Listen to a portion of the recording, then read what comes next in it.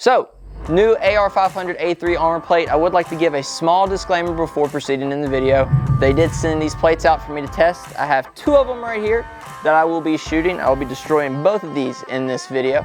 That's the first disclaimer. The second disclaimer is you should probably be wearing some Basement Operator Company merch. Link is in the description. It's at the top, basementoperator.com. That is our apparel line. It helps out the channel if you check it out and pick up some stuff like this sweet Sunday Gun Day t-shirt in the comfort line or some canned goods stickers. I really recommend you checking them out.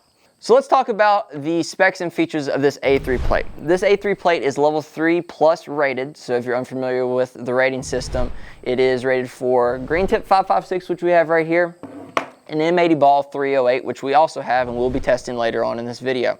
This is about a $400 plate, which is probably the biggest downside of the plate. Super expensive, so each of these cost $400, but they're incredibly lightweight.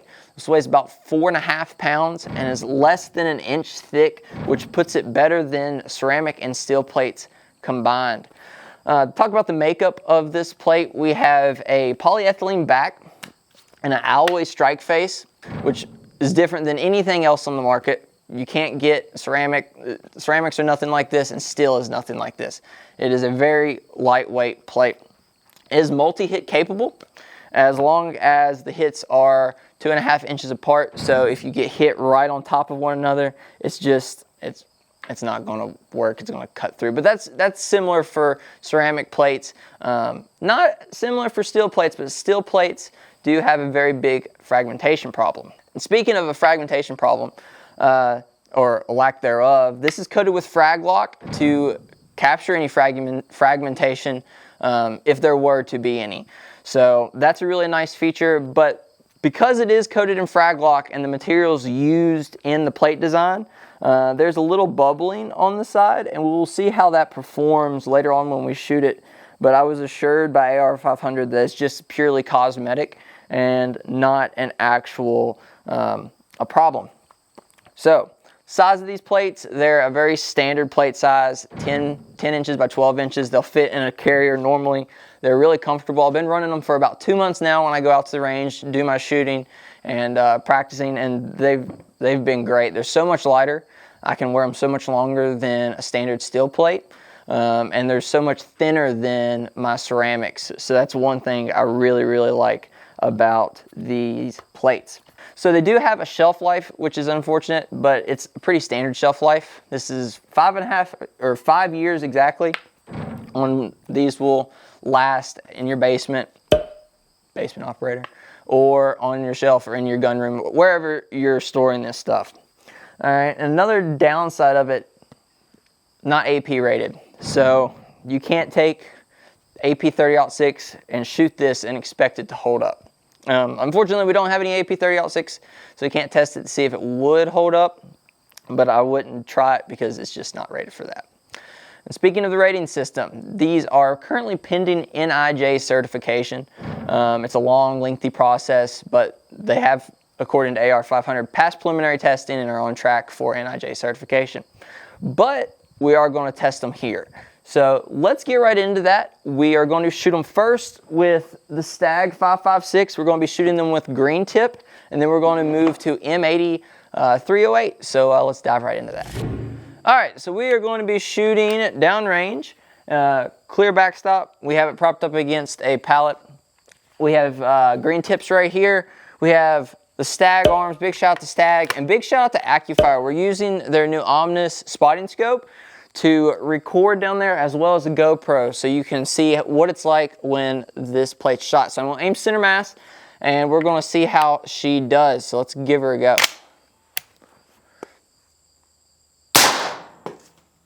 Dead on. Let's check her out. So there's a little bit of back face deformation. Took her straight in right there, but there's no fragmentation coming out the sides. So I say she did pretty good. I'm gonna shoot her again. That was with a green tip. Let's give her another go. All right, now we're gonna shoot it 2 more times. I'm gonna aim high and try to hit close to an edge and see how it performs on the edge. And then we're going to double up and see how it does close to the same hole.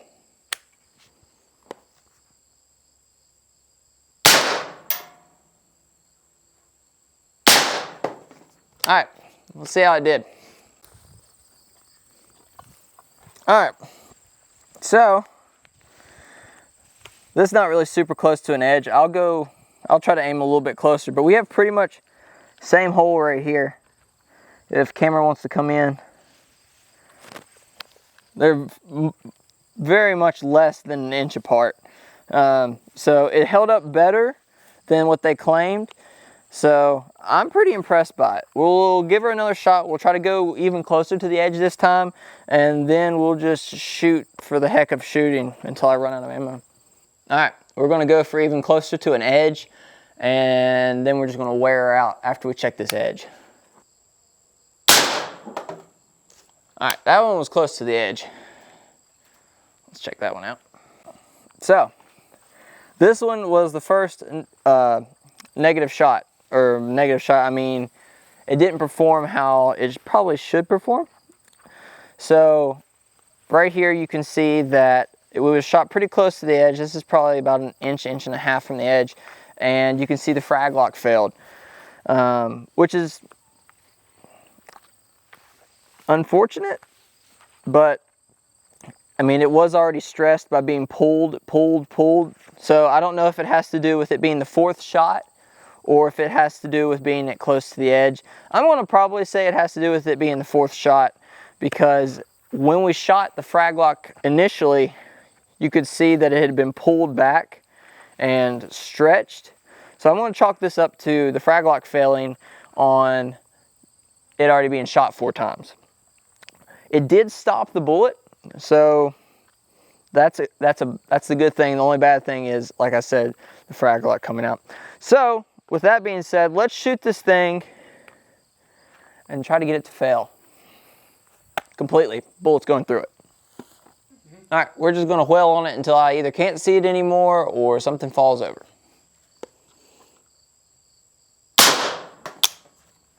That's great. Mag wasn't in all the way.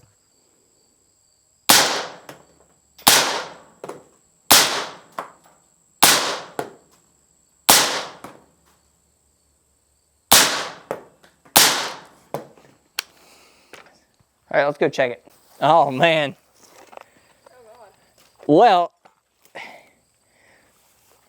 quite impressive in the sense that none of them came out the back. Bad in the sense that a metal piece did shoot out. But I mean, you can see the alloy, and then you can see the polyethylene. So it looks like I hit 2 right here on the side, and that shot out the alloy. The shots up here, all these shots, I mean, the frag lock has just been completely ripped out. Now, whether or not fragmentation is shooting out of it or it's just being stretched and ripped, I guess, is one question. I don't see, a lot of the times when fragmentation happens, you'll see it on the backdrop. So I don't really see any there, but I do see stuff. You can see where it's been eat into down here on the cinder block from this coming out. So it appears to be fragmentation because there is some down here where the cinder block's been chipped, which is unfortunate, but it has been shot a ton. It has been shot out of what they spec it. They spec it at 2.5 inches, and we've definitely exceeded that. So plate's been shot all to hell. What was the final round count? 7 to 8. 7 to 8 rounds. I think probably more than that. 1, 2, 3, 4, 5, 6, 7, 8, 9, 10, 11, 12 total. Was it 8 back there? Yeah, so 12 total. I'm impressed. Let's try it on the 308 though. So we have a new plate set up. We have M80 ball here in the Diamondback 308, and we're going to give her a center mass shot. Hopefully she's still sighted in. I haven't shot her in a while. All right.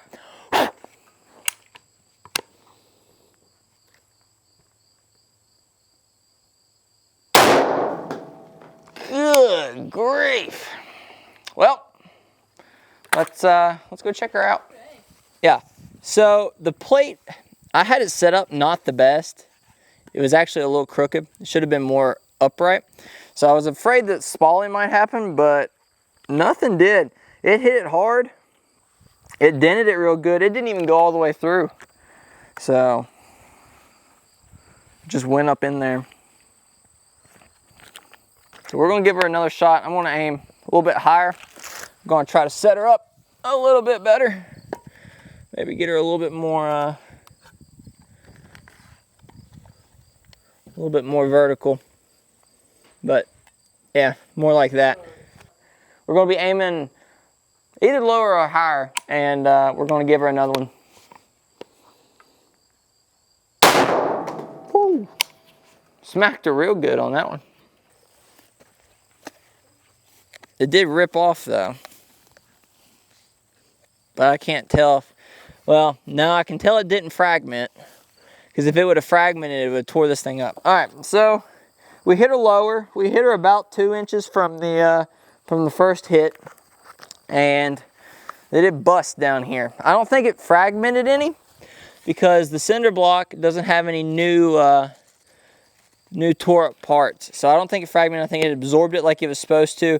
That's quite a considerable hole in comparison to the 5.56 bullets. So we're going to shoot again on the top. We're going to shoot as close to the edge as I can possibly get it, and we're going to see how it does. As you can see, it is incredibly bulged in the back. The fraglock is peeling off, and I think that's probably what happened with this one, is the fraglock just extended past what it was intended to extend, because it had already been shot once before.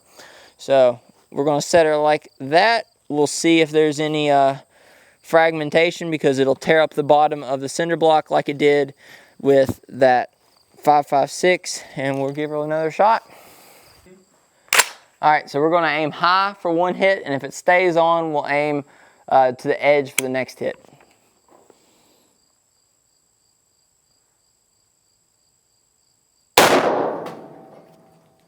It did not indeed stay on. So we're going to go down there and check her out. Well, that was an edge shot. That was a little closer to the edge than probably was rated for. I think after it's been shot once, if it's shot within 1 inch from the edge, this is expected to happen. This is a quite considerable amount of deformation. And that's hurting. Did it go all the way through? No, you can see where the bullet was caught. You can actually probably feel it if you dig down in there. Yep. So we're going to give her a few more, and we're going to see if we can get it to fail with the 308. All right, we're going to shoot her towards the bottom now.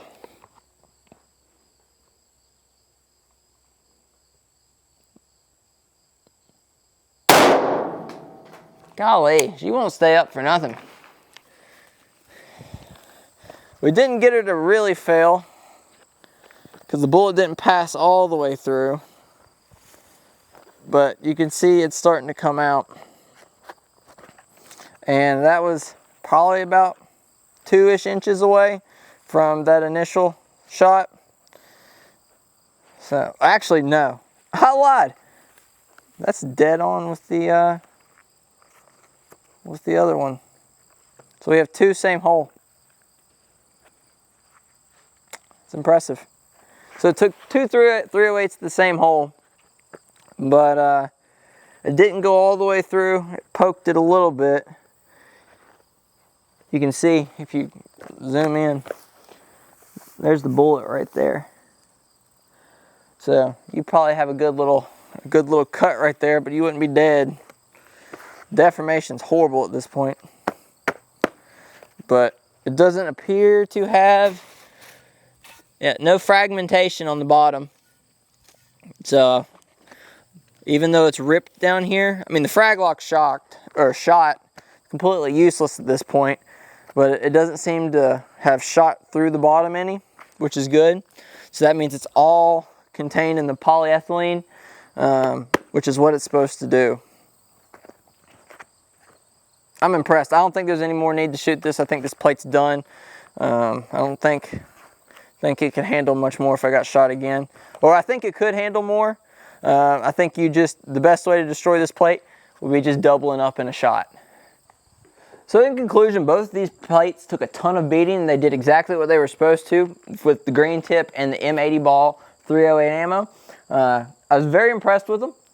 For a $400 plate, they should have done this, and they should have done well. I don't think there was too much fragmentation. There was some with this one, but that was after it's been shot 12 times and a lot closer than they're supposed to be hit. Like I said, you're supposed to have a 2.5 inch distance between the shots for them to be considered like the multi-hit. That's what AR500 states, and these were both not. Actually, the 308, exact same hole, and just a little bit of the bullet was sticking out.